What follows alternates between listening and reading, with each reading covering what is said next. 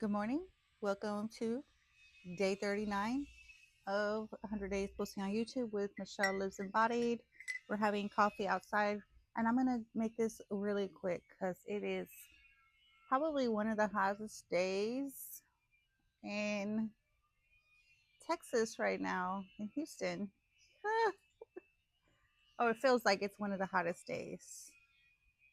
Ugh, ugh.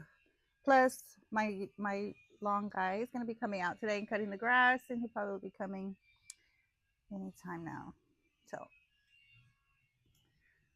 and I just wanted to come in, check in, and talk about that. As women, sometimes we make choices, but what happens when you change your mind, right? What happens when you change your mind and you just like, okay, this is not what I thought it was going to be, or you just simply just change your mind. If you had a feeling or your intuition kicked in and you said, no, this is probably not for me, or maybe you just weren't in the mood for something that you were planning. So, for me, you know, I have always been very like go after what I want kind of girl. Like, but it's kind of contradictory because I used to live, I used to live in a lot of fear. And I feel like fear kept me from expressing myself. I felt like fear kept me from being vulnerable, and the fear kept me stuck a long time, right? But you are allowed to change your mind and say, I'm not going to allow fear to control my life. I'm not going to, hey girl, don't knock my camera over, please. Okay, you're all dirty. Sit down. Sit down, Leah. Sit down. Nope, nope. You're all dirty. Sit down. I'm not going to allow myself to live in fear. So I've been practicing being more courageous and not, you know, being scared. I think that for me, the moment that I start to feel like that fear of rejection, hey, come here, that fear of rejection, I will pull back completely. I will pull back completely. I will start to like, and you can tell, right? Because energy is real. Energy is like, and other people can feel your energy. So when you're giving off that vibration of fear, which is probably one of the lowest frequencies and vibrations that you can give off, other people could feel that. And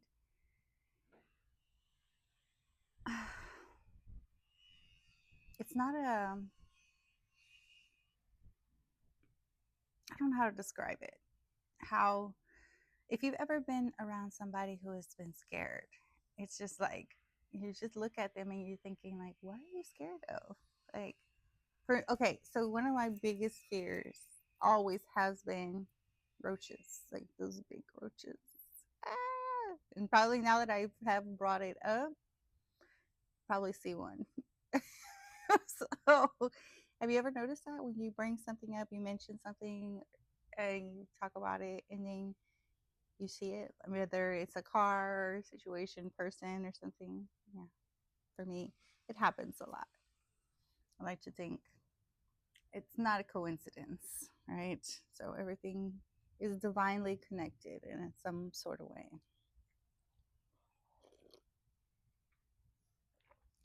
You guys, off topic. I am craving one of those cake donuts from Dunkin's. They're old fashioned. They're so good. Anyway, okay, so I know I started off with we're allowed to change our minds. We're allowed to live in fear, and if that's what you choose, but you're allowed to change your mind and you're allowed to walk in courage. Like for me, for example, I hadn't seen this um, person that's very important to me. Probably in like probably haven't seen him, ran into him at the gym in like a couple of months, right? So a couple of weeks ago, I saw him at the gym and we hadn't talked, and I was like, and he came into where I was at working out. He didn't come up to me, say hi or anything, but I was like, you know, I was gonna test my courage. Like Michelle before probably would have been okay with that. I've been like, okay, I'm just gonna leave it there. I'm not gonna go up to him, say hi, and initiate a conversation. So before I finished my workout, and then I went up to him and I said hi and asked him how he was doing and everything. We had a conversation, but the story, the moral of the story is right that old Michelle that lived in fear, would have never done that. She would have just left that there. But we're making, I'm changing my mind about who I want to be, right? Because when I'm want to walk in courage and not live in fear. And honestly, there's a lot of things that I'm not scared about. I'm not scared um, of a lot of things, but there are some things that do trigger fear inside me some occasionally. And I think those are my deeper wounds, like which is that fear of abandonment and that fear of rejection. So the only way that you can, how do I say it, conquer your fear. Oh, look at, there's a butterfly, pretty butterfly. The only way you can conquer your fear is by walking in courage. So you have to face that fear. It's the only way to do it, right? So, oh, it's so pretty. I can't see it too because I don't, it's so far away. It's big, has big wings. Okay. So, anyway, don't live in fear. Change your mind. You can change your mind and you can choose to face that fear, walk in courage, and because you're not alone. I know a lot of us feel like we're alone, and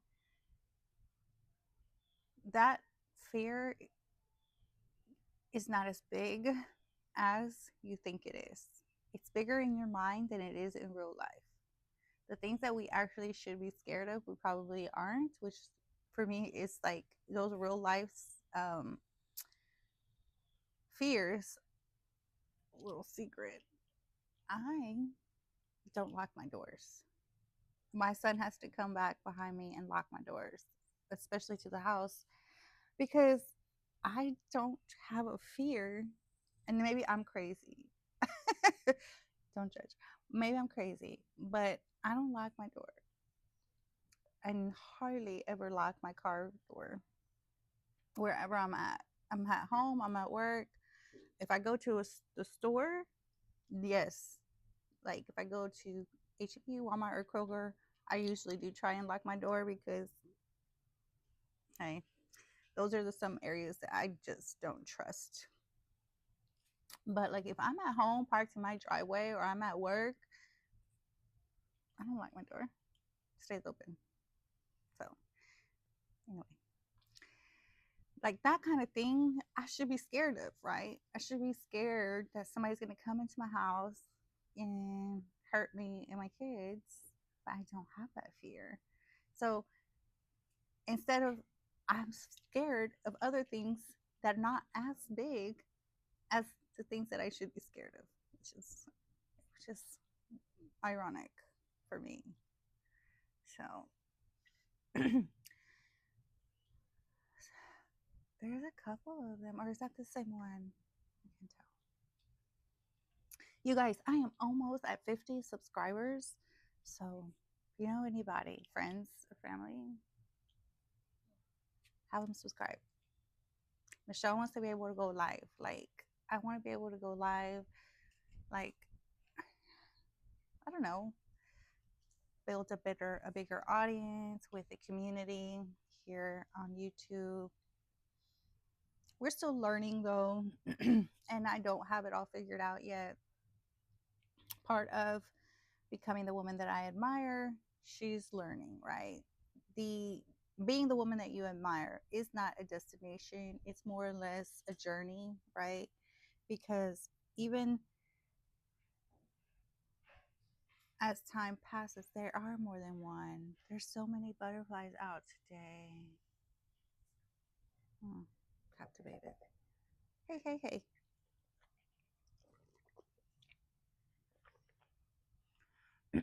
So, plans, walk in courage, walk with God. God, God has your back. There's nothing that you should be um, you will do it scared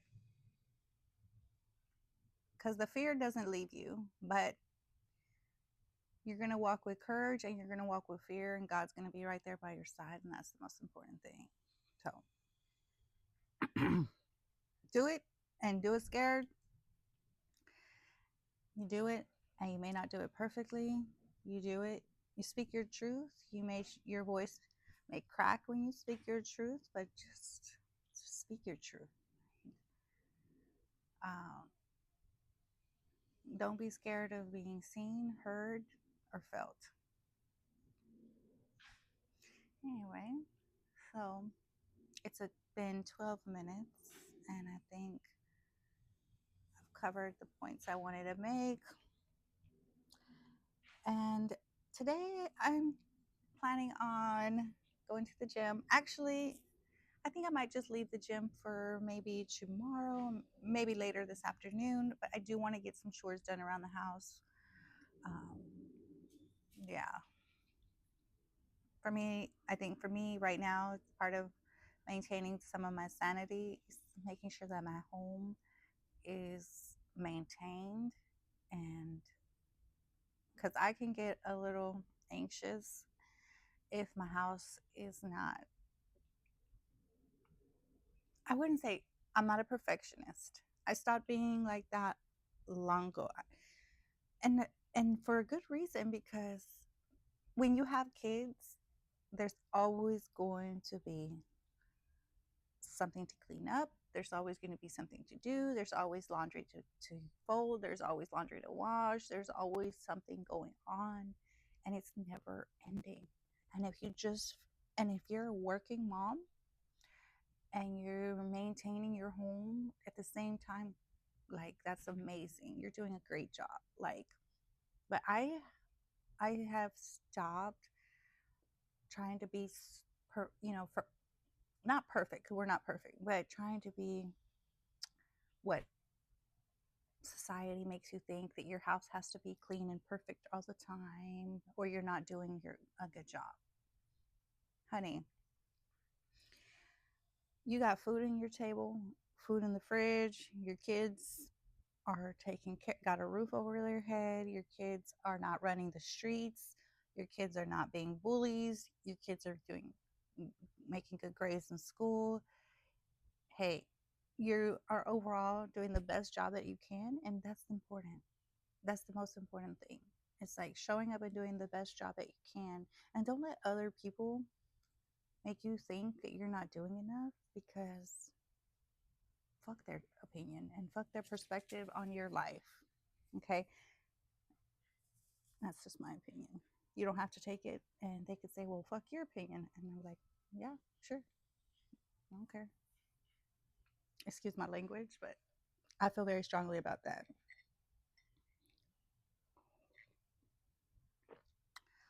Don't be a people pleaser, right? Because you can never make people happy. It's never going to be good enough sometimes for society. Not necessarily people, but I'm talking about society's expectations, right? So, anyway, I'm going to stop rambling for this morning. It's getting pretty toasty out here. I'm going to shower and get my day started because I decided to sleep in. So I have 20 returning viewers. Has anybody had the opportunity to watch any of or listen to any of the music on my new album? Anyway, okay, so love you guys. Talk to you later. Bye.